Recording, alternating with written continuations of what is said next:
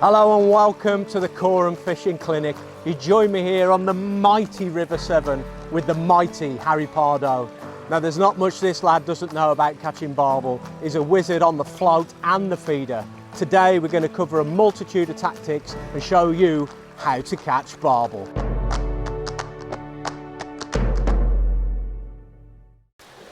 So Harry, we've been blessed today with some fine summer weather. Fantastic summer weather. Just tell us a little bit about where we are today. We're on the Middle Severn, just downstream from Arley, a place called Trimpley. Okay. I don't know if you know it, it's on the BAA ticket. Yeah. Brilliant. Is it a place you know well? Brilliant for a bit of float fishing. I've fished it for probably nearly 20 years now, on and off. So yeah, know it pretty well. Lots of fish, nothing massive, but great sport. Yeah. So today Harry's going to try in this swim and a couple of others to try and catch a fish on the float, but the river is coming up. We've had quite a lot of rain overnight, so then we might switch to the feeder. I'll leave Sounds good to me, hopefully.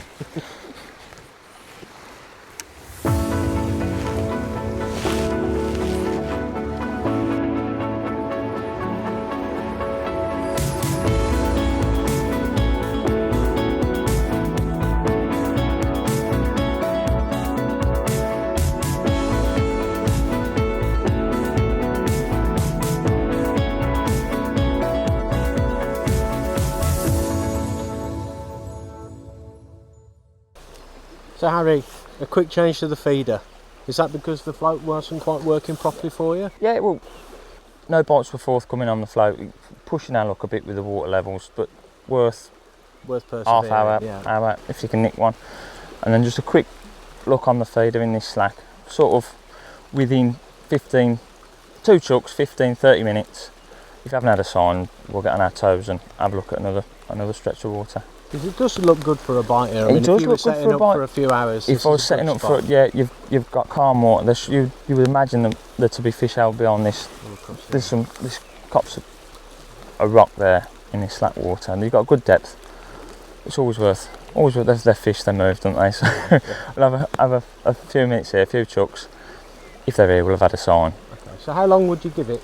10 minutes per cast? On a river like the Severn, where there's lots of fish about. Sort of 10 to 15 minutes per chuck. You'll get a line or a thump on the rod top to let them know they're here. If you have a sign, you can give it a bit longer, but really you should have caught within half hour.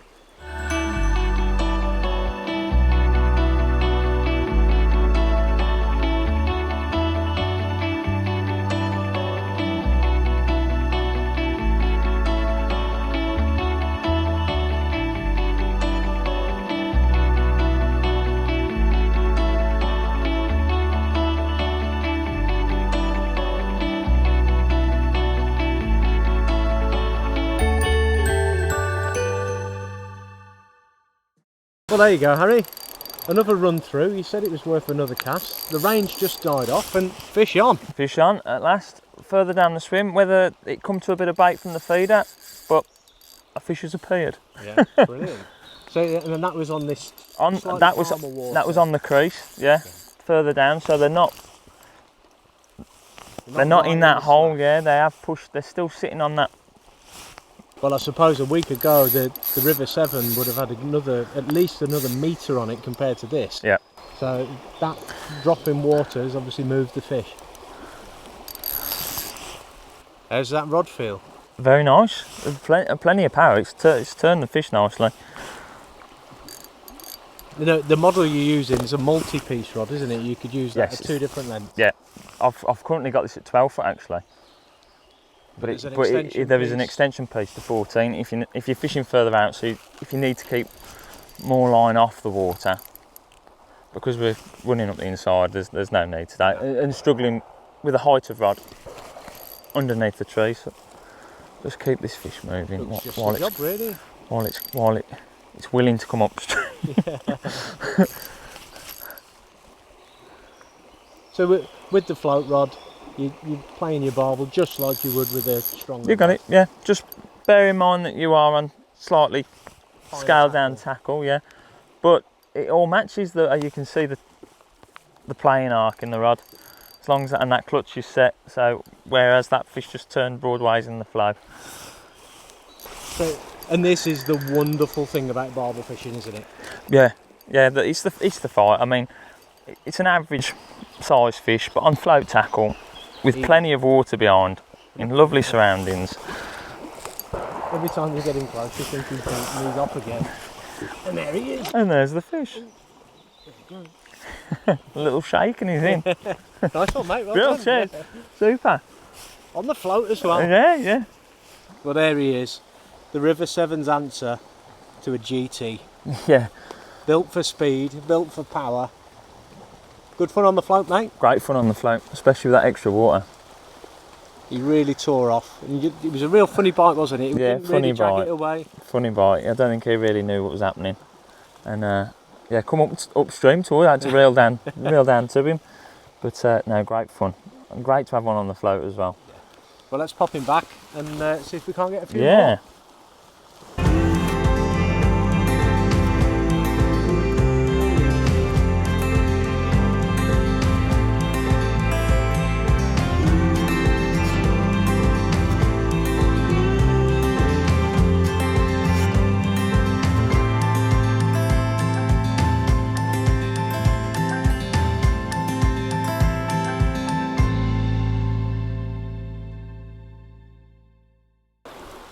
So Harry, if somebody wanted to go stick float fishing like you are today, trying to catch a decent sized fish, what sort of kit do they need?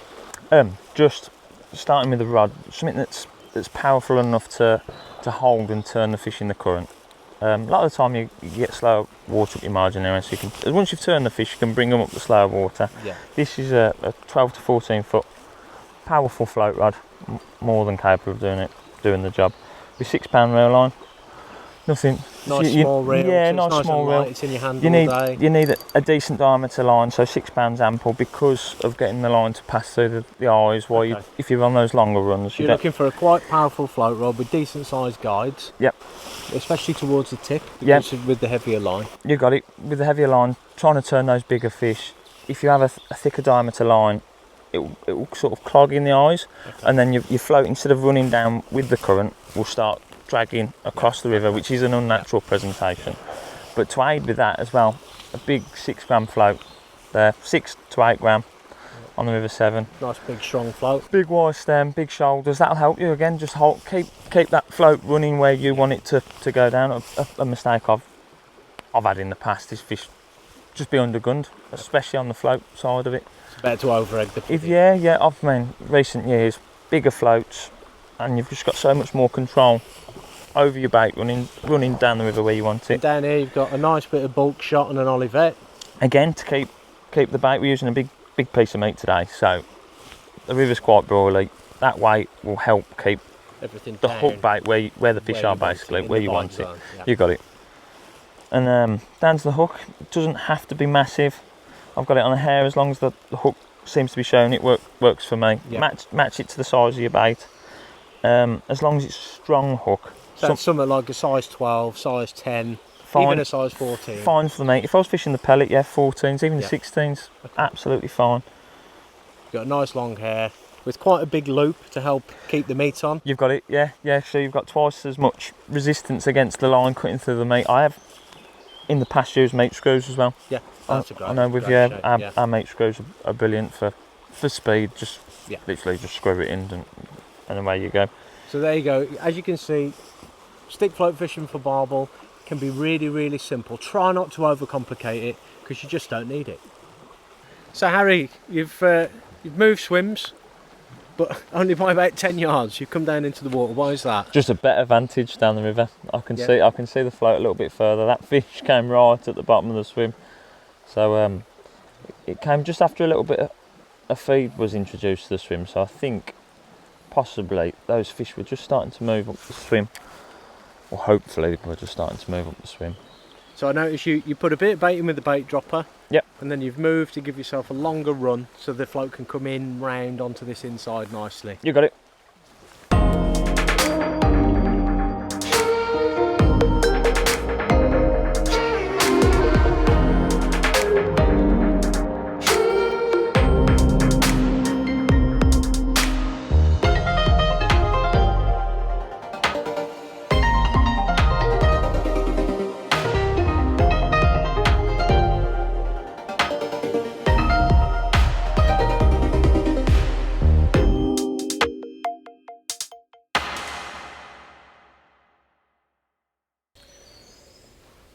Harry, this is a bit of a change of scenery.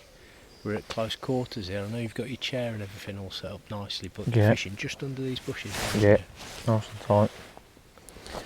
And have you caught a few fish here before? Yeah, especially with water on. We've got a section of quicker water upstream, and I think when you've got a bit of extra water on, the fish drop out the fast and end up in this slower, deeper area.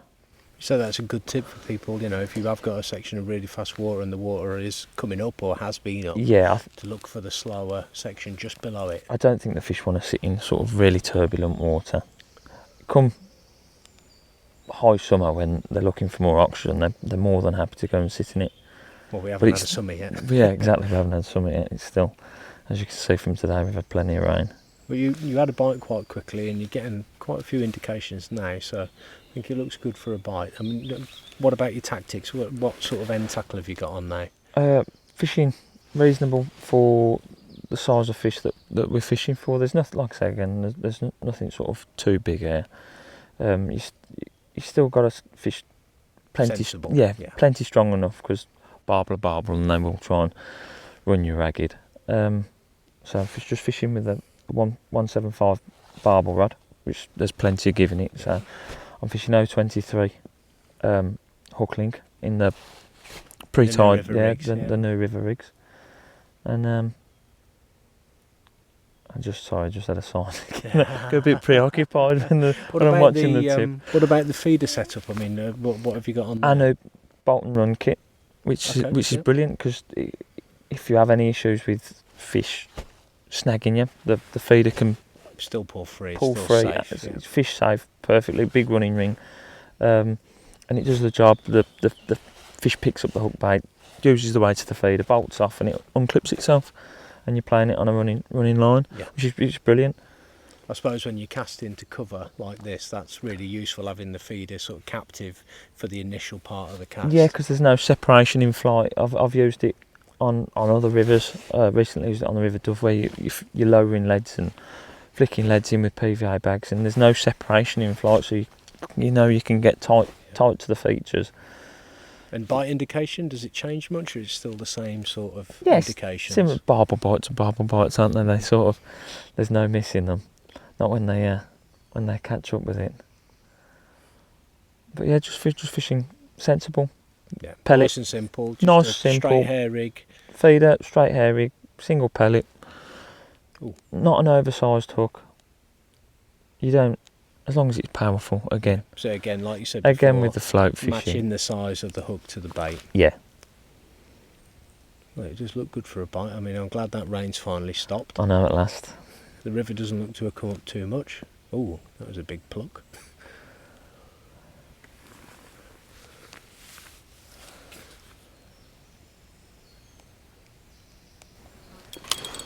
Well, Harry, I think we talked him on. What do you reckon? I think we might have. Literally just talking about it. Wouldn't it be nice if the rod tip hooped over? And sure enough, it did. It feels a little bit bigger than the last one. Not massive again, but we're not here for huge fish. Just good sport on the Severn. Well, what we're trying to do is show people how simple it can actually be to catch a barbel on the float, on the feeder.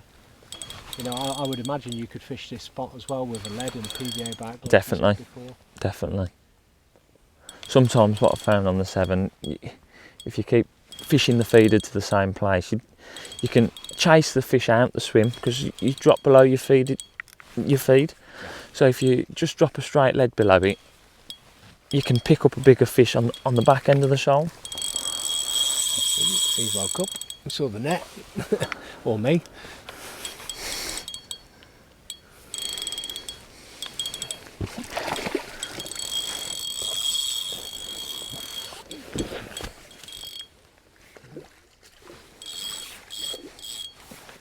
They still pull back though, don't they? Oh, wow. Even a fish of that size there. Another quick bite on the feeder, 2 in 2 chucks. Hopefully we can find a little bit of a bigger one next.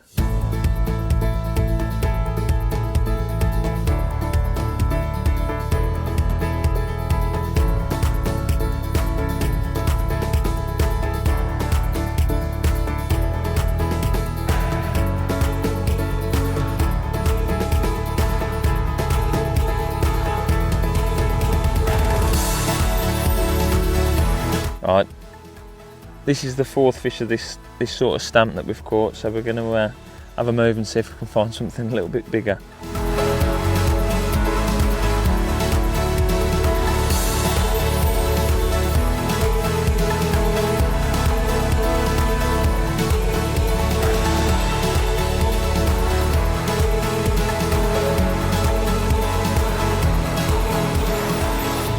Well, we've just moved swim to try and find a bit of a better stamp of fish. First chuck, and we've had a bite. Again, there's a lot of flow behind the fish. It doesn't feel massive, but I think it's a little bit bigger.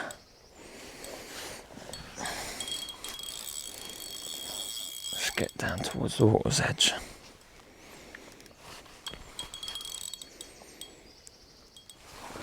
Another little one. The river's full of them at the minute.